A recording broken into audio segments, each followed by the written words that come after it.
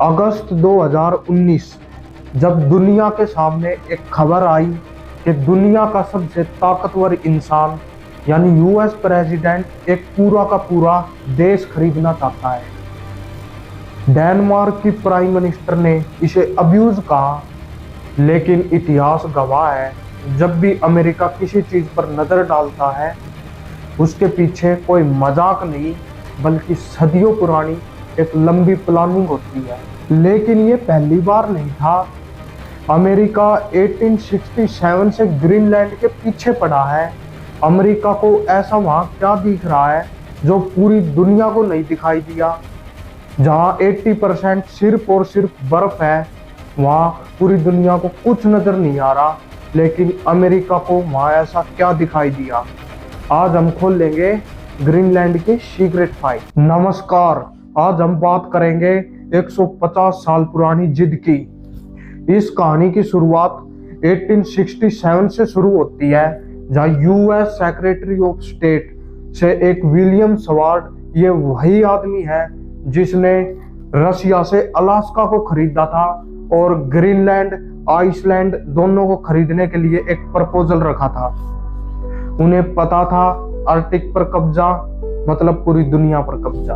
असली खेल शुरू होता है वर्ल्ड वॉर सेकंड के बाद 1940 में, जब नाजी जर्मनी ने डेनमार्क पर कब्जा कर लिया था। उस वक्त ग्रीनलैंड पूरे तरीके से अनाथ हो गया था और अमेरिका ने मौका देखा और तुरंत अपने बेस बना लिए ताकि हिटलर अमेरिका तक ना पहुंच सके। वार खत्म होते ही 1946 में प्रेसिडेंट हैरी ट्रूमन ने डेनमार्क को $100 मिलियन का ऑफर दिया, जिसे डेनमार्क ने ठुकरा दिया। लेकिन फिर भी अमेरिका ने डेनमार्क का पीछा नहीं छोड़ा और एक ऐसी डील की जिसे डिफेंस ऑफ ग्रीनलैंड कहा गया। इस डील के तहत अमेरिका को ग्रीनलैंड में दुनिया का सबसे नॉर्थर्न मिलिट्री बेस बनाने की इजाजत मिली, जिसे थुल एयर बेस कहा गया। डेनमार्क में मिलिट्री एयरबेस बन जाने के कुछ ही दिनों बाद 1960s में अमेरिका ने प्रोजेक्ट आइसवॉर्म लॉन्च किया। इस प्रोजेक्ट के तहत उन्होंने बर्फ के नीचे एक अंडरग्राउंड सिटी बनाई जहां 600 न्यूक्लियर मिसाइल रखी जा सकती थी और जो सीधा मॉस्को को टारगेट कर सके। हालांकि ये प्रोजेक्ट फेल हो गया, लेकिन उसने ये साबित कर दिया कि ग्रीनलैंड अमेरिका के लिए सिर्फ एक जमीन का टुकड़ा नहीं है, वो एक न्यूक्लियर शील्ड बन गया। आपने अक्सर मैप्स देखा होगा कि अमेरिका और रशिया एक दूसरे से बहुत दूर है, लेकिन ये एक धोखा है। अगर हम धरती को ऊपर यानी नॉर्थ पोल साइड से जब मैप देखते हैं तो ये कहानी बिल्कुल बदल जाती है। अमेरिका, ग्रीनलैंड और रशिया के बीच एक छोटा सा रास्ता दिखाई देगा जो ग्रीनलैंड को कंट्रोल करता है और साथ ही आर्कटिक ओशियंस की शिपिंग और मिसाइल्स को भी कंट्रोल करता है। इस रास्ते को कहते हैं द ग्रेट सर्कल रूट। दुनिया का सबसे छोटा लेकिन सबसे खतरनाक रास्ता। क्यों? क्योंकि अगर रशिया अपनी सबसे घातक मिसाइल RS-28 सरमेट अगर लॉन्च करेगा तो वो किसी समुद्र से नहीं बल्कि इसी रास्ते से होते हुए ग्रीनलैंड के ऊपर से गुजरेगी। अब इस जगह की अहमियत समझिए। मॉस्को से वाशिंगटन तक मिसाइल को पहुंचने में 30 मिनट लगते हैं और उस 30 मिनट में पहले 60 सेकंड सबसे कीमती है।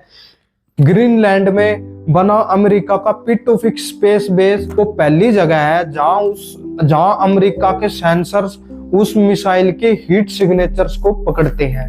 जैसे ही मिसाइल लॉन्च होगी, ग्रीनलैंड में लगे रडार से सीधा सिग्नल पेंटागन के वॉर रूम में जाएगा। अगर ग्रीनलैंड अमेरिका के पास ना हो तो अमेरिका पूरी तरह से अंधा हो जाएगा। उन्हें पता ही नहीं लगेगा कब मौत उनके सिर पर आ खड़ी हुई। लेकिन खतरा सिर्फ आसमान से ही नहीं है। ग्रीनलैंड के पास एक और सीक्रेट जगह है जिसे ग्विप गैप बोला जाता है। यह समुद्र का वो सीक्रेट दरवाजा है जहां से Russian nuclear submarine Atlantic oceans में दाखिल होती है। अमेरिका ने उस पूरे रास्ते में माइक्रोफोन्स लगा रखे हैं। ये बिल्कुल ऐसे ही है जैसे आपके घर के बाहर लगा सिक्योरिटी कैमरा चोर के आने से पहले ही बता देता है वो किस गली में है। यहाँ से गुजरने वाली हर रशियन सबमरीन्स की आवाज ग्रीनलैंड में रिकॉर्ड होती है। ग्रीनलैंड अमेरिका के लिए एक सिक्योरिटी गार्ड है जो पिछले 80 साल से बर्फ में बैठकर अमेरिका की हिफाजत कर रहा है। अब सवाल यह उठता है कि 2026 में ग्रीनलैंड इतना इम्पोर्टेंट क्यों बन गया। इसका सीधा सा जवाब है क्लाइमेट चेंज। जैसे जैसे बर्फ पिघल रही है, ग्रीनलैंड के राज दुनिया के सामने बाहर आ रहे हैं। रेयर अर्थ मिनरल्स, यहाँ पर नोडियम, पैरासोडियम जैसे मिनरल्स के भंडार है। इनके बिना आपका आईफोन, टेस्ला कार, यहाँ तक कि एक एडवांस फाइटर जेट्स भी नहीं बन सकता। फिलहाल इन पर चाइना की 90% मोनोपोली है। एक रीजन यह भी हो सकता है कि इस चाइना की 90% मोनोपोली को खत्म करने के लिए भी अमेरिका ग्रीनलैंड को चाहता है। एक न्यू ट्रेड रूट, जैसे जैसे आइसलैंड की बर्फ पिघल रही है वैसे एक नया रास्ता खुल रहा है जो चाइना से यूरोप तक का सफर 40% तक कम कर देगा, जिस रास्ते का गेट कीपर ग्रीनलैंड ही है। दोस्तों, जियोपॉलिटिकल का एक पुराना वसूल है, दुश्मन का दुश्मन हमेशा दोस्त होता है। जैसे ही अमेरिका ने ग्रीनलैंड खरीदने की बात की तो रशिया और चाइना दोनों ने मिलकर एक साथ हुंकार भरी। अब ये दोनों देश कुछ ऐसा प्लान बना रहे हैं कि जो सदियों पुराने समुद्री रास्ते को बदल कर रख देगा।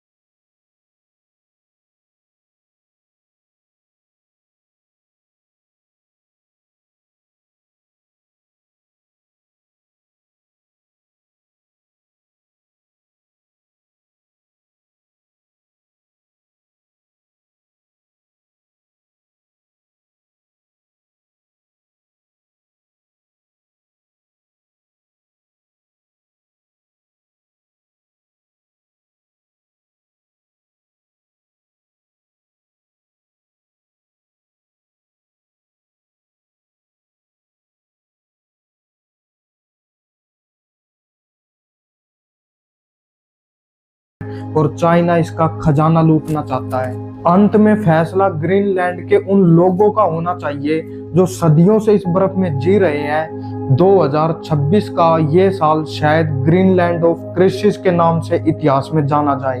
आपको क्या लगता है, क्या आज के जमाने में किसी देश पर कब्जा करना जायज है? अगर ये जंग बढ़ी तो क्या भारत को इसमें पड़ना चाहिए? अपनी राय नीचे कमेंट बॉक्स में जरूर दें और वीडियो पसंद आए तो लाइक करें, शेयर करें और सब्सक्राइब करना बिल्कुल ना भूलें। Explain world.